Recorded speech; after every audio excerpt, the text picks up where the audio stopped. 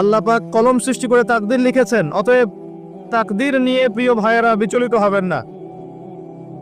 আপনার তাকদীরে যা আছে আপনি পাবেন, যা নাই কোশ্চিন কালেও পাবেন না, ফুল স্টপ। আপনার তাকদীরে যা আছে আপনি পাবেন, না পেয়ে আপনি দুনিয়া থেকে যাবেন না, ফুল স্টপ। আর আপনার তাকদীরে যা নাই সারা দুনিয়ার মানুষ মিলে আপনাকে দিতে পারবেন না। এই চিন্তাটা আগে মাথার মধ্যে সেট করেন। এই চিন্তা যার মধ্যে ইনস্টল করা আছে সে আত্মহত্যা করে না কখনো, সে হতাশ হয় না কখনো, সে ভয় পায় না, আল্লাহর পথে চলতে গিয়ে পিছু পা হয় না, সে জালেমের সামনে মাথা নত করে না। যার মাথায় এই চিন্তা আছে যে আল্লাহ যা লিখেছেন এটা হবে, যা লিখেন নাই সারা দুনিয়ার মানুষ মিলে সেটা হবে না, সিম্পল। এর মধ্যে আল্লাহ পাক পরীক্ষায় ফেলবেন, ওই বিষয়টা ডিফারেন্ট।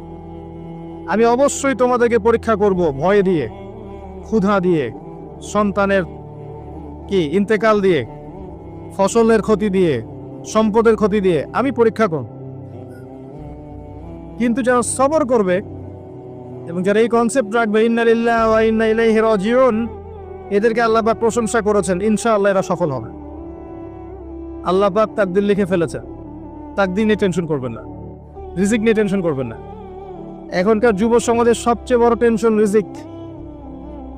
একটা জব, একটা ভালো জব, একটা ভালো ব্যবসা, সে সিকিউর লাইফ চাচ্ছে, রিজিক নিয়ে চিন্তা করবেন না। আপনার কাছে যে রিজিক আছে এটা আপনার কাছে আসবেই ইনশাআল্লাহ। হয়তো সময় লাগছে কিন্তু আপনার কাছে আসবে ইনশাআল্লাহ তাআলা। আপনি হালালের উপর থাকবেন, ন্যায়ের উপর থাকবেন, আপনি অন্যায় পথে রিজিক সার্চ করবেন না। আপনার তাকদীরে যে রিজিক আছে আপনার কাছে আসবে ইনশাআল্লাহ। এবার আসেন, আল্লাহ পাক এরপরে সৃষ্টি করেছেন মহাবিশ্ব, এই পুরো মহাবিশ্ব। তাকদীর লিখার পরে মহাবিশ্ব কয় দিনে? ফি সিত্তাতি আইয়াম, 6 দিনে। মাত্র 6 দিনে আল্লাহ পাক পুরো মহাবিশ্ব সৃষ্টি করেছেন।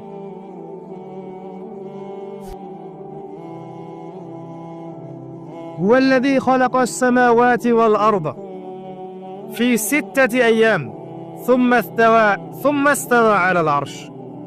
সূরা হাদীদের মধ্যে একটা আছে, তিনি সে আল্লাহ যিনি এই মহাবিশ্ব সৃষ্টি করেছেন 6 দিনে, এরপরে আরশের উপর সমাসীন হয়েছেন।